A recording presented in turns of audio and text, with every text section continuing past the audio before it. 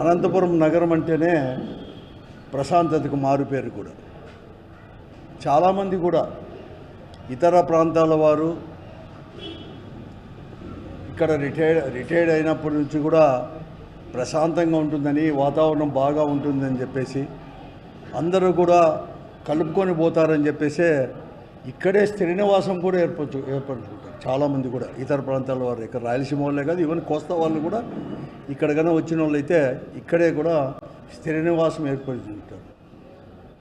ఎక్కడ కానీ ఇక్కడ ఎవరు ఎప్పుడు ఎక్కడ ఏ వ్యాపారాలు చేసినా మామూలుగా వారి పార్టీ ఏ కార్యక్రమాలు కూడా వాళ్ళకి కావాల్సినటువంటి చేసినా కూడా ఎవరికి అభ్యంతరం కూడా ఎవరు కానీ పెట్టలేని వాతావరణం గతంలో ఇంత వచ్చింది.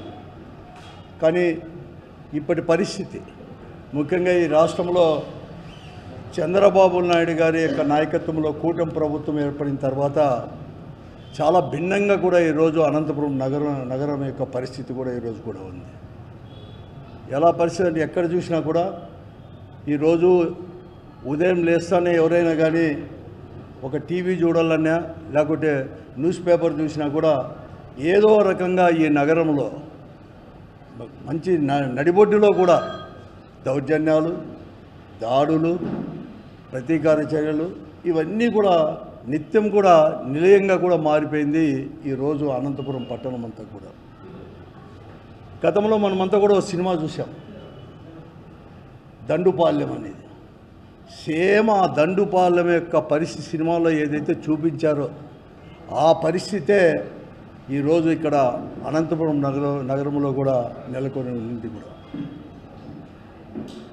ఎవరైతే దీన్ని అన్నీ కూడా రక్షించుకొని మరీ ముఖ్యంగా ఎలక్షన్ టైంలో మేము ఈ అనంతపురం పట్టణాన్ని కానీ ఈ నియోజకవర్గాన్ని కూడా అభివృద్ధి చేస్తామని చెప్పేసి అధికారంలోకి వచ్చిన ఈ కూటమి పెద్దలు, మరీ ముఖ్యంగా స్థానిక శాసనసభ్యుడు దగ్గుపాటి ప్రసాద్ గారు కూడా ఇక్కడ ఒక ముఠా నాయకుడు మాదిరి ఒక ముఠాగా ఏర్పడి ఆ ముఠాలో దౌర్జన్య పనులని ఇక్కడ ఈ పట్టణంలో ఉండే దౌర్జన్య అరాచక శక్తులందరినీ కూడా, మరీ ముఖ్యంగా ఇతర ప్రాంతాల నుంచి కూడా వారి బంధువులను ఇటువంటి శక్తులందరినీ కూడా ఇక్కడ తీసుకొని వచ్చేసి ఒక ముఠాగా ఏర్పడి ఆ ముఠాకు నాయకత్వం వహిస్తూ ఆలీబాబా 6 డజన్ దొంగల మాదిరి కూడా ఈ పట్టణంలో ప్రవర్తిస్తున్నారు. ఎక్కడైనా కానీ ఒక ఖాళీ స్థలం ఉంటే చాలు, ఖాళీ జాగా ఉంటే గద్దల్లా వాలిపోతున్నారు వీరందరూ కూడా. ఆ స్థలానికి కంచె వేసుకోవడం, తమ ఆధీనంలోకి తీసుకోవడం కూడా. ఎవరైనా కానీ ఇది మా స్థలం అని చెప్పి వస్తే వారిని బెదిరించడం, అధికారులను కూడా అడ్డం పెట్టుకొని పోలీసు వారిని కూడా తనకు కావాల్సిన పోలీసు వారిని కూడా ఇక్కడ నియమించుకొని వారిని అడ్డం పెట్టుకొని ఆ స్థలాల్లో వాళ్ళందరినీ కూడా బెదిరించడం, ఇది నిత్యకృత్యం కూడా అయిపోయింది. ఇంకా ఏమన్నా చేస్తే దాడులు చేస్తారు. ఎవరన్నా ప్రశ్నిస్తే వారిపైన లేనిపోని ఆరోపణలు చేసేదే కాదు, వారిపైన కూడా దాడి చేసే రకంగా, వారి అనుచరులపైన కూడా దాడి చేసే విధంగా కూడా ఈరోజు కూడా ఈ దండుపాలెం బ్యాచ్యం అంతా కూడా, అనంతపురం దండుపాలెం బ్యాచ్యం అంతా కూడా వ్యవహరిస్తూ ఉంది. దీనికి వారందరూ కూడా ఓపెన్గా కూడా చెప్తా ఉన్నారు. ఎవరైనా కానీ మీరు ఏమైనా చెప్పండి, ఎవరికైనా కంప్లైంట్ చేయండి, ఏ పోలీస్ అధికారికైనా చెప్పుకోండి, మాకు ఈ ముఖ్యమంత్రి నారా చంద్రబాబు నాయుడు గారు, ఆయన కుమారుడు లోకేష్ గారి యొక్క ఆశీస్సులు ఉన్నాయి. మేము ఎలక్షన్లో కూడా వారికి పెద్ద కోట్లు అనేది కూడా ముట్టజెప్పి మేము ఇక్కడ శాసనసభ్యుడిగా టికెట్ అనేది కూడా మేము తెచ్చుకున్నాం, కూటమి పార్టీ తెచ్చుకున్నాము. అవన్నీ కూడా మాకు సంపాదించుకోవడం అని చెప్పేసి వారు కూడా మాకు అంతా కూడా పూర్తిగా మద్దతు ఉంది అని చెప్పి బెదిరించే పరిస్థితికి ఈరోజు ఇక్కడంతా కూడా ఉంది. 1 కాదు 2 కాదు, ఏదైనా కానీ ఈరోజు మరీ కూడా విచిత్రంగా ఉంది పరిస్థితి. కేవలం ఖాళీ జాగానే కాదు, ఈరోజు కూడా ప్రభుత్వ స్థలమే అని కాదు, ప్రభుత్వ స్థలం కావచ్చు, ప్రైవేట్ స్థలం కావచ్చు, ఎవరిదైనా కావచ్చు, వాళ్ళ ముత్తాతల నుంచి వచ్చిన సంక్రమించిన ఆస్తి కూడా ఈరోజు కూడా ఆక్యుపై అనేది కూడా చేసుకుంటూ ఉన్నారు. ఎటువంటి పరిస్థితి వచ్చిందంటే ఒక సినిమా థియేటర్లో ఒక సినిమా ఆడించాలన్నా, ఒక వ్యాపారం చేయాలన్నా, లేకుంటే ఒక మంచి షోరూమ్, ఈ బంగారు నగల యొక్క షోరూము ఏదైనా కానీ కొత్తది అనేది కూడా ప్రారంభించాలని చెప్పిన, లేకపోతే ఒక గుడ్డల షాప్ అనేది కూడా పెద్ద షోరూమ్ అనేది కూడా ఏదైనా కానీ బ్రాండెడ్ ఉండే ఒక గుడ్డల షోరూమ్ కూడా ఏదైనా ప్రారంభించాలన్నా ఒక ఇండస్ట్రీ ప్రారంభించాలన్నా ఇక్కడ వచ్చేసి ఈ ఎమ్మెల్యే గారితో ఇలాంటి ఎమ్మెల్యే ఆఫీస్తో పర్మిషన్ తీసుకుంటూనే వారికి కొద్దో రొక్కం అనేది కూడా ముట్ట చెప్పుతేనే ఈరోజు వారు వ్యాపారాలు కూడా చేసుకోవడానికి ఇవన్నీ కూడా చేసుకోవడానికి. ఇదే కాదు, ఈరోజు ఈ పట్టణంలో ఎప్పుడుగా ఇంత అద్మానంగా అనేది ఎప్పుడు లేదు.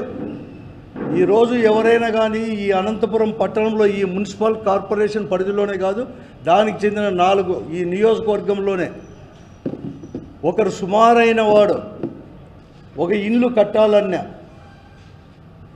చిన్నది ఇల్లు కట్టాలంటే కూడా వీళ్ళ పర్మిషన్ తీసుకొని రావాలి. వీళ్ళకి ఎమ్మెల్యే ఆఫీసులో అనేది కూడా ముట్ట చెప్తేనే ఈరోజు ఇక్కడున్న టౌన్ ప్లానింగ్ ఆఫీసర్లు, కమిషనరు పర్మిషన్ అనేది కూడా ఇస్తారు. లేకుంటే అక్కడ పోయి మీరు పోయి వారితో మాట్లాడమని చెప్పే దౌర్భాగ్య పరిస్థితి ఈరోజు కూడా ఉన్నాయి. ఇది ఇక్కడే కాదు, అసలు పోలీస్ స్టేషన్లోకి పోయినా అదే పరిస్థితి చెప్తారు, తాలూకా ఆఫీసు పోయినా అదే పరిస్థితి చెప్తారు. కలెక్టర్ కూడా గట్టిగా చెప్పినా ఈ నుంచి ఎంఆర్ఓలు వచ్చేసి మేమేం చేయలేము, ముందు ఎమ్మెల్యే ఆఫీసు పోయి అక్కడ పర్మిషన్ తీసుకొని రాపోండి అని చెప్పే పరిస్థితి ఈరోజు కూడా నెలకొని ఉన్నాయి. ఎప్పుడు కానీ ఇంత దౌర్భాగ్య పరిస్థితులు, ఇంత దుస్థితి అనేది కూడా అనంతపూర్లో మాత్రం ఎప్పుడు కానీ ఇంతవరకు కూడా, ఎందుకంటే అనేక మంది ప్రజాప్రతినిధులు ఉన్నారు, వారు ఏ పార్టీకి సంబంధించిన వారైనా కూడా ఇటువంటి పరిస్థితి అనేది కూడా గతంలో ఎప్పుడూ లేదు. అనంతపురం పట్టణంలో నేను గతంలో చూశాను, ఎందుకంటే చాలా రోజుల నుంచి రాజకీయాల్లో ఉన్నాం కాబట్టి, ఉండిన కుటుంబం కాబట్టి, ఫ్యాక్షనిస్టులు కూడా పెద్ద ఫ్యాక్షనిస్టులు కూడా ఒకప్పుడు ఫ్యాక్షనిస్టులు కూడా ఇక్కడ ఉన్న నివాసం అనేది కూడా ఉన్నా కూడా పట్టణానికి సంబంధించినంత వరకు ఎప్పుడు కానీ ఇంత దౌర్భాగ్యంగా మాత్రం ఎప్పుడూ ప్రవర్తించలేదు ఎక్కడ కానీ. అటువంటి పరిస్థితులు ఈరోజు కూడా నెలకొని ఉన్నాయి. ఎందుకు నెలకొని ఉన్నాయంటే ఈరోజు ఎక్కడైనా కానీ పోలీస్ కంప్లైంట్ చేసిన యాక్షన్ అనేది కూడా లేదు. 19 నెలలు అయింది ఈ కూటమి ప్రభుత్వం ఏర్పడి. 19 నెలల నుంచి కూడా ఈరోజు అనేకమైన సమస్యలపైన, అనేకమైన సంఘటనలపైన కూడా పోలీసులు వచ్చారు. మొట్టమొదటగా నాకు తెలిసినంత వరకు, బహిరంగంగా తెలిసినంత వరకు, నారాయణపురంలో బుడుబుడుకులోది ఒక 5 ఎకరాల 70 సెంట్లో ఏమో 5 ఎకరాలు 70 సెంట్లో 5.5 ఎకరాలు వాళ్ళది తీసుకొని కూడా ఈరోజు కూడా మేమంతా కూడా రిజిస్ట్రేషన్ చేయించుకున్నామని చెప్పి కంచె వేసేది కూడా ఏమీ జరిగింది. పోలీస్ కంప్లైంట్ ఇచ్చారు, ఎక్కడ కానీ యాక్షన్, పోలీస్ అనేవారు ఎక్కడ కానీ యాక్షన్ అనేది కూడా తీసుకోలేకపోయారు. రెవెన్యూ డిపార్ట్మెంట్లో యాక్షన్ తీసుకోలేకపోయారు. ఆ తర్వాత వారికి భరత్ ఇన్ఛార్జ్ మంత్రి అయిన భరత్ యొక్క దగ్గర బంధువులు వైశ్యాస్, వారికి సంబంధించింది కూడా కక్కలపల్లి పొలంలో కూడా 3 ఎకరాలు పైబడి కూడా ఉంటే వారిది దౌర్జన్యంగా ఆక్యుపై చేశారు. ఇన్ఛార్జ్ మంత్రి గారి దగ్గర పోయి మొరబెట్టుకున్నారు. ఇన్ఛార్జ్ మంత్రి ఏమో వారికి వచ్చేసి కలెక్టర్కి, ఎస్పీకి చెప్పినా అంటాడు. దాని పరిస్థితి కూడా ఇంతవరకు కూడా ఉంది. అలాగే ఈరోజు ఎక్కడ చూసినా శారదానగర్లో కావచ్చు, ఎక్కడ పోయినా కూడా ఇదే పరిస్థితి కూడా ఉంది. అంతెందుకు ఎవరో ప్రొఫెసర్ కనకదుర్గ అనేది ఎక్కడ కోస్తా ప్రాంతం వారు, అంటే కాకినాడ దగ్గర పరిసర ప్రాంతాల వారు ఇక్కడ చాలామంది వచ్చేసి ఉద్యోగరీత్యా ఉమెన్స్ కాలేజీలో పనిచేస్తూ రిటైర్డ్ అయిపోతే వాళ్ళకు వచ్చేసి మ్యారేజ్ కాలేదు కాబట్టి ఇక్కడే కూడా ఒక స్థిర నివాసం ఏర్పరచుకొని ఇండ్లు ఇవన్నీ ప్రాపర్టీ కూడా ఉంటే ఒక యాక్సిడెంట్లో చనిపోతే దొంగ సర్టిఫికేట్లు అన్నీ కూడా సంపాదించి ఈరోజు వాళ్ళ పేరిట చేసుకొని కూడా ఇవన్నీ కూడా చేసుకుంటారు. ఎవరైనా రిజిస్టర్ ఆఫీసులో ఎవరైనా కానీ రిజిస్టర్ అనేది కూడా పోవాలంటే కూడా వీళ్ళ పర్మిషన్ లేకపోతే అక్కడ వీళ్ళ యొక్క అనుచరులు అక్కడే వారిపైన కూడా ఈ రిజిస్టర్ ముందరే దౌర్జన్యం చేసినా కూడా వారిపైన చర్యలు మాత్రం ఈరోజు కూడా లేవు. అటువంటి సంఘటనలు ఎన్నో కూడా జరిగాయి. ప్రముఖ వార్తాపత్రికలు కూడా వార్తలు వచ్చినా ఎక్కడ వచ్చినా కూడా ఈ అధికారులు అనేవారు కూడా వారిపైన కూడా యాక్షన్ అనేది కూడా తీసుకోలేకపోయారు. అంతెందుకు వారి పార్టీకి సంబంధించిన వారే లింగాయత్ కార్పొరేషన్ చైర్మన్ స్వప్న గారు కావచ్చు, లేకుంటే వారికి ఒక ఫక్రుద్దీన్ అని చెప్పి ఏదో కొన్ని సంవత్సరాల నుంచి కూడా ప్రతి సంవత్సరం కూడా ఎగ్జిబిషన్ నడుపుకుంటే అతనికి ఆనవాయితీ కూడా ఎప్పుడు తీసుకొస్తారు. మేము ప్రజాప్రతినిధులుగా ఉన్నప్పుడు కూడా వారు నడుపుకుంటాంటే ఎవరు నడుపుకుంటారో మాకు పేరు కూడా తెలియదు. వారి పార్టీకి సంబంధించిన వారేంట, వారు కూడా ముడుపులు ఇవ్వలేదని వారిపైన దౌర్జన్యం. అంతేందుకు నేను కనీసం వారు ఇక్కడ మద్య వ్యాపారం చేయాలని కూడా వాళ్ళు పర్మిషన్ తీసుకొని రావాలి. వారికి నెల నెల కూడా వాళ్ళకి లాటరీలో తగిలినా వారి వ్యాపారం నడుపు నెల నెలకు ముడుపులు అనేది కూడా ఇవ్వాలి. లేకుంటే వారిపైన కూడా దాడులు చేసేది. కడకు వాళ్ళ పార్టీకి చెందిన వెంకటరమణ అనే దానిపైన కూడా ఏకంగా కూడా దాడే కాదు, నిప్పు పెట్టే పరిస్థితి, కాల్చేంత వరకు కూడా పరిస్థితి కూడా ఈ జిల్లా కేంద్రంలోనే ఈరోజు జరిగిన పరిస్థితులు ఇవన్నీ కూడా ఉన్నాయి. కానీ ఎక్కడ కానీ వాళ్ళపైన ఇంతవరకు తెలియదారిందంటే ఈ అధికారులు కావచ్చు, ఎస్పీ గారు కానీ, డిఎస్పీ గారు కానీ, లేకపోతే డిఐజీ గారు కానీ, ప్రముఖ ఎవరైతే దీనికి కారకులవుతారో, ఎవరైతే నాయకత్వం వహిస్తారో ఆ నాయకత్వం కనీసం ప్రశ్నించిన పాపాన్ని కూడా పోలేదు. వారి అనుచరులను కూడా ఎక్కడ కానీ కేసులు పెట్టి లోపల వేసిన పాపాన్ని కూడా పోలేదు ఈ 19 నెలల్లో. అందుకోసమే వాళ్ళకి ఎవరంటే కూడా చట్టం అంటే భయం లేదు, రాజ్యాంగం అంటే భయం లేదు, ఏం భయం లేదు. ఈరోజు అధికారులందరికీ వాళ్ళు చెప్పేది ఏమంటే చంద్రబాబు నాయుడు గారు, లోకేష్ గారు ఆశీస్సులు ఉన్నాయని చెప్పేసి పైనుంచి వచ్చింది కాబట్టి వాళ్ళు ఇంత యథేచ్ఛగా ఇవన్నీ కూడా చేసుకొని పోతూ ఉన్నారు. మాకే కాదు పైవారికి కూడా మేము ముడుపులు ఇవ్వాలి. గతంలో ఇచ్చినాం టికెట్ అప్పుడు, ఇప్పుడు కూడా మేము కూడా అక్కడ కూడా ఇస్తామని చెప్పేసి బహిరంగంగా చెప్తా ఉన్నారు. ఈరోజు లాడ్జుల్లో కూడా రూమ్ ఈకిపోయినా కూడా లాడ్జుల్లో కూడా పేకాట జరగాలనే కూడా వీళ్ళ పర్మిషన్తో జరుగుతూ ఉంది. మట్కా ఇవన్నీ కూడా చేస్తూ ఉన్నారు. ఒక జిల్లా కేంద్రంలోని దుస్థితి ఉంటే మిగతా చోట కూడా ఎటువంటి పరిస్థితి ఉందో రాష్ట్రమంతా కూడా ఈ పరిస్థితి అనేది కూడా ఉంది అని చెప్పి మేము చదువుకున్నాం, టీవీలో చూసాం. కానీ నిజంగా కూడా అనంతపురం పట్టణంలో మేము కళ్ళారా కూడా మేమే కాదు ప్రతి ఒక్కరు కూడా చూస్తూ ఉన్నారు. కడకు వారి పార్టీ వారి ప్రాణాలకు కూడా రక్షణ లేకునే పరిస్థితి ఈరోజు ఈ అనంతపురం నగరంలో కూడా చోటు చేసుకున్న దాన్ని కూడా మేము చెప్తా ఉన్నాము. ఈరోజు ఎవరన్నా ప్రశ్నిస్తే వారిపైన దాడులు, అధికారులను కూడా విడిచిపెట్టుకోకుండా దాడులు అందరు కూడా. ఈరోజు కూడా నేను చెప్తా ఉన్నాను, ఈరోజు కూడా నేను ఒకటే చంద్రబాబు నాయుడు గారికి చెప్తున్నాను. ఈరోజు ఈ బందిపోటులు దొంగ మాదిరి ఈ బందిపోటుల నాయకుడు వీళ్ళందరూ ఎలా ఉంటారో అలాగా ప్రవర్తిస్తుంటే చంద్రబాబు నాయుడు గారు నీవు ప్రభుత్వం అనేది ఉందా? అసలు నువ్వు చూస్తూ ఉండవా? నీ ఇంటెలిజెన్స్ ఏమైంది? లేకపోతే ఈ జిల్లాలో ఉండే మిగతా ప్రజాప్రతినిధులు కానీ లేకుంటే మంత్రులు కానీ ఇక్కడ జరుగుతున్న విషయాలు నీకు చెప్పలేదా చంద్రబాబు నాయుడు గారు? లేకపోతే వారు చెప్తా ఉన్నట్టుగా నీకు అన్నీ తెలిసే నువ్వు ఒకటి నటిస్తూ ఉండవా? చెప్పండి చంద్రబాబు నాయుడు గారు. నువ్వేమో చెప్తావు కలెక్టర్ల మీటింగులో, ఎస్పీల మీటింగులో లా అండ్ ఆర్డర్ మెయింటైన్ చేయండి, గట్టిగా మీరు ప్రవర్తించండి అని చెప్తావు. ఇంకా కూడా మీరు ఎక్కడ చూసినా మీటింగులు, బహిరంగ మీటింగులో చెప్తావు. ఎవరైనా కానీ లా అండ్ ఆర్డర్కు ప్రాబ్లం అనేది కలిగిస్తే, విఘాతం కలిగిస్తే తోలు తీస్తా, తప్పెట్లు కొడతా అని చెప్తావే చంద్రబాబు నాయుడు.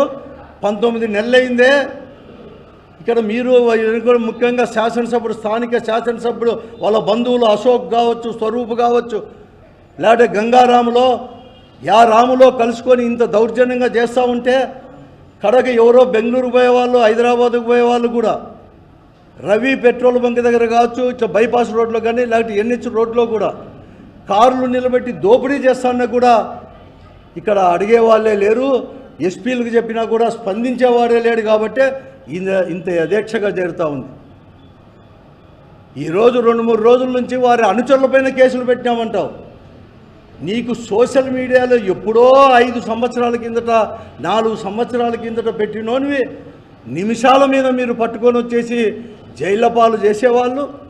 ఈరోజు మీరు అనుకొని 10 రోజులైనా కేసులు పెట్టినా కూడా మీకు ఒక్కడు కూడా చెక్కలేదంటే మీ చిత్తశుద్ధి ఏమి అని చెప్పేసి ఎస్పీ గారిని, మేము డిఐజీ గారిని వీరందరికీ కూడా నేను అడుగుతా ఉన్నాను. పోలీసులు ఈరోజు వారందరినీ కూడా పక్కకు వాళ్ళే పంపించినారు, పోలీసు వాళ్ళే పంపించారు.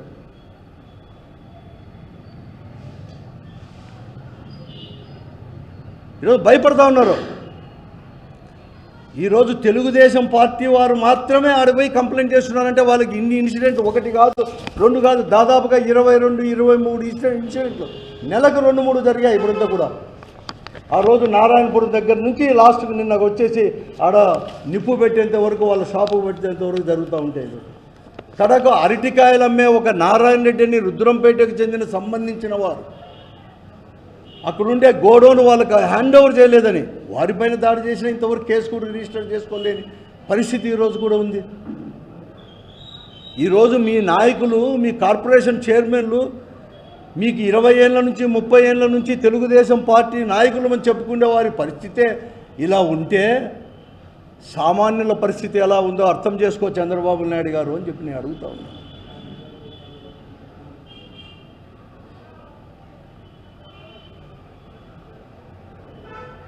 ఏమి ఈ బందిపోటులకు నువ్వేమన్నా లైసెన్స్ ఇచ్చినావా? వాళ్ళు ప్లాన్ చేయడము, అశోక్ వాళ్ళంతా కూడా ఎవరి భూమైనా లాక్కుంటారు. వాళ్ళు పత్రికా విలేకరులది కూడా ఏం లేదు, వాళ్ళదైనా సరే ఇవ్వాల్సిందే.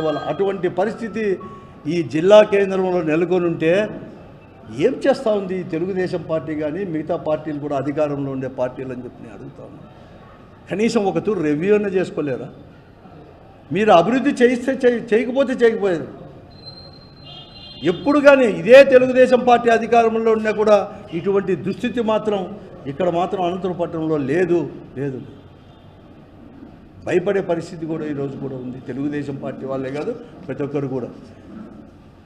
ఈరోజు నేను చెప్తా ఉన్నాను అందరికీ, నేను అనంతపురం నగర ప్రజలందరికీ నేను చెప్తా ఉన్నాను, ఎవరు భయపడద్దండి. ఈ పొద్దు కొద్ది మంది మాత్రమే కంప్లైంట్ ఇచ్చిండవచ్చు, బహిరంగ మాట్లాడుకుండవచ్చు. మీ ఆస్తులు ఎక్కడ ఏముండాయో అంది చెప్పేసి కూడా ఎవరైనా కానీ ఆకుపై చేసినా, మీ వ్యాపారాలకు ఎవరైనా కానీ ఈ అధికార పార్టీ వాళ్ళ ముసుగులో అడ్డం ఎవరైనా చెప్పినా కూడా వెంటనే కూడా మాకు చెప్పండి. ఒక వైఎస్ఆర్ కాంగ్రెస్ పార్టీనే కాదు, ఈరోజు ఈ శాంతి కోరుకునేవారు, ఒక ప్రశాంతత కోరుకునే అన్ని రాజకీయ పార్టీల నాయకులు కానీ, అన్ని రాజకీయ పార్టీలు కానీ, అన్ని ప్రజా సంఘాల నాయకులు కానీ అందరూ కూడా అండగా ఉంటారు. మాకు మొదటి కర్తవ్యం ఈ టౌన్లో మళ్ళా కూడా ప్రశాంత వాతావరణం తీసుకొని రావడం అనే దానికి కూడా ముందుకు పోతామని చెప్పేసి కూడా అందరినీ కలుపుకొని పోతామని చెప్పేసి కూడా చేస్తాం. ఎవరు కానీ ఈ పాలేగాళ్ళకి ఎవరు భయపడద్దండి. ఇదేం పాలేగాళ్ళ రాజ్యం కాదు.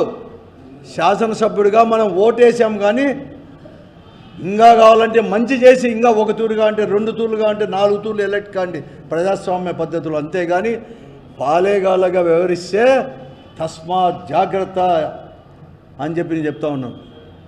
ఎస్పీ గారికి కూడా నేను చెప్తా ఉన్నాను, అలాగే పోలీస్ అధికారులకు కూడా చెప్తా ఉన్నాను, వాళ్ళకి అడుగులు మడుగులు వద్దొద్దు.